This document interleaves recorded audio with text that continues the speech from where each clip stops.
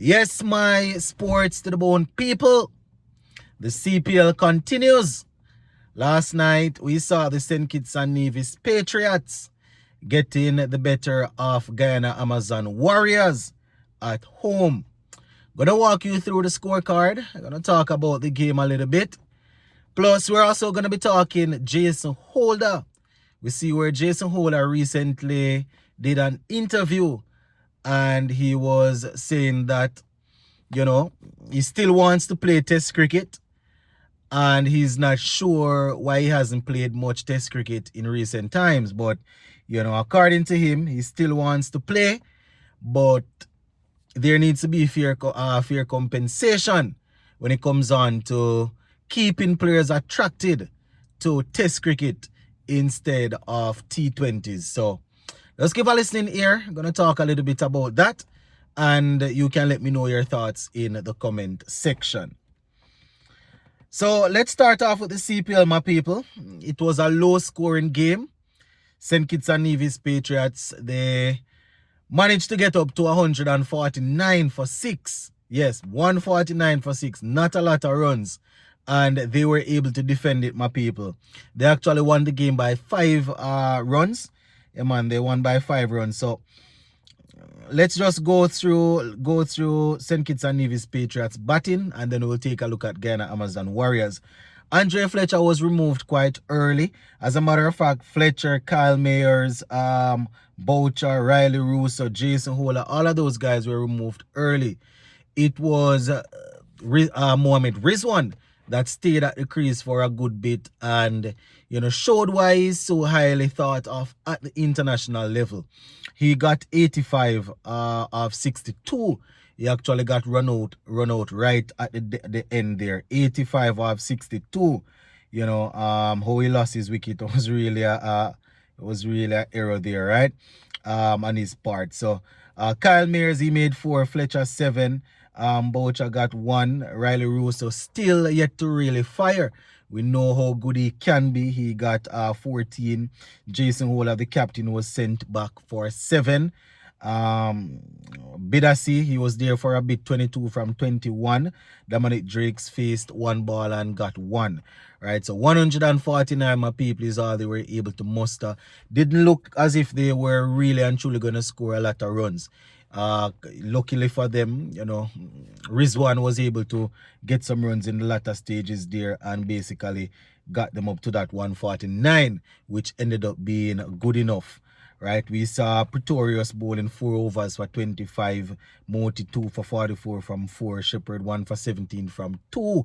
We also saw Hassan Khan getting 2 for 21 from his 4. Tyre bowled 4 overs for only 19 runs, and Moeen Ali's 2 overs cost him just 18 runs. So that is how it went with the bowling for Guyana Amazon Warriors. Now, when it was time for them to chase, my people, they were only able to muster 144 for 8. They lost some early wickets, but I think at the time when they lost Shea Hope, they really and truly felt that one. He was outfoxed, my people, by Salam Keel, and turning in towards his leg stump and keeping low. And he was actually, it wasn't actually Salam Keel, it was Bidasi that got rid of Shea Hope, getting one to turn towards his leg stump, and it kept low and he was removed. Matt Dermott, he got 21 from 18. He's still not 100% fit while he was fielding. We saw on 2 occasions where he probably could have put in a full-length dive to try and save a couple of boundaries, but because of the shoulder injury that he's carrying, he didn't. He got 21 there from the 18. Moeen Ali 19, Shea Hope 31 from 27. As I said, when they got rid of Shea Hope, I think that's where it all slipped. Shimran Hetmyer 9. Shimran Hetmyer was bowled by Shah, right? Hassan Khan 11, Kemo Paul 9, Pretorius 10, Shepherd 8. Samson, he tried. He got 14 from 7 with 2 fours, but he wasn't able to get them across the line. Moti was left not out on 1, having faced 1. The bowlers now, Salam Keel 2 for 28 from 4, Nasim Shah 2 for 29 from 4. We also saw Dominic Drakes, Bidasi, Holder, and Ashmead Ned, all picking up a wicket apiece to contribute to the victory. So in the end there, my people, St. Kitts and Nevis Patriots winning by 5 wickets. It was Mohamed Rizwan that was named player of the match for his 85 from 62. So congratulations to St. Kitts and Nevis Patriots in that game. Now, before we jump out of town, let's start Jason Holder. I was doing some reading this morning and I saw where Jason Holder, according to the Times of India, that is what they are called, Jason Holder did an exclusive interview with them, and he was talking about Test cricket. Man was saying that he still has a lot of pride and wants to play Test cricket, but he's not too sure why he's not getting the opportunity.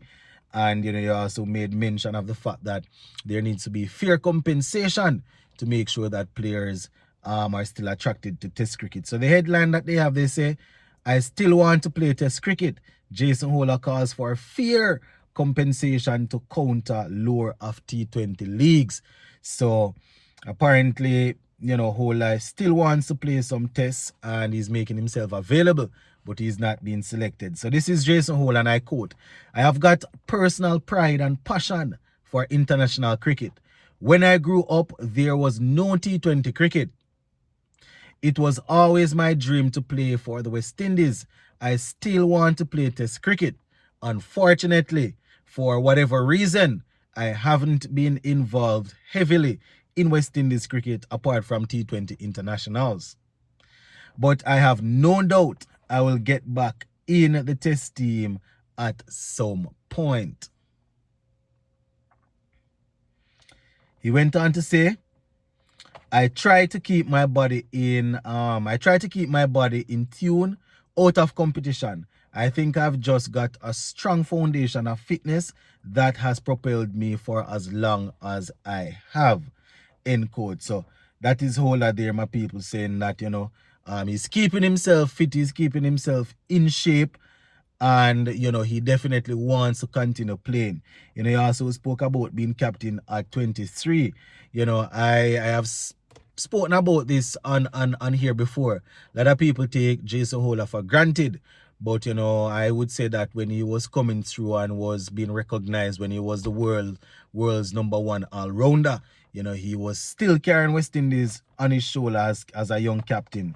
So this is Holder, and I quote, when I was at that age, it was obviously new to me, talking about captaincy. If I knew then what I know now, maybe I wouldn't have taken it.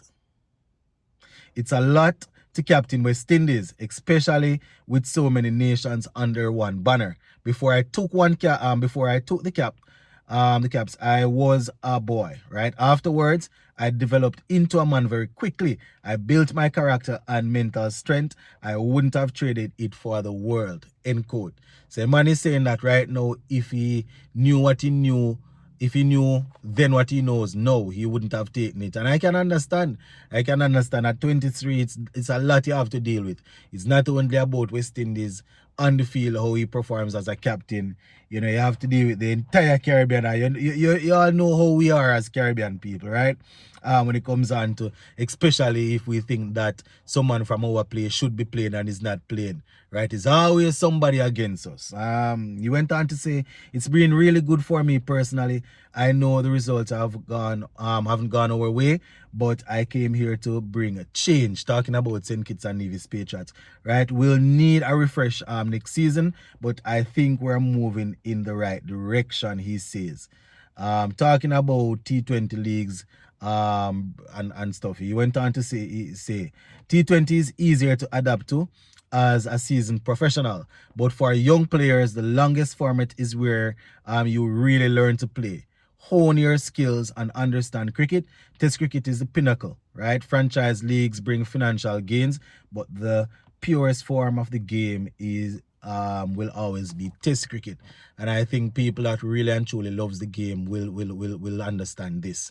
It's just that you have some people that they don't have the time to really sit and watch Test cricket, so they just jump on T20 cricket and things like that. So Holder is also saying that players need to be compensated properly. So this is Jason Hola. It's a difficult challenge, right? It's not just the Caribbean. It's happening in New Zealand, South Africa, all around the world. Money drives a lot of it, right? Unless international boards can meet players somewhere in the middle with fair compensation, more players will continue to choose leagues for their country. Right, he went on to say that windows are difficult. The only real way to compete with leagues is by providing greater financial stability in international cricket. Otherwise, more players will turn down their countries. Right, that is what he's saying. And he also saying that West Indies need accountability in the system. Right, man is saying that a lot of our issues stem from the system. We need more accountability at every level, better development programs and standards that are enforced.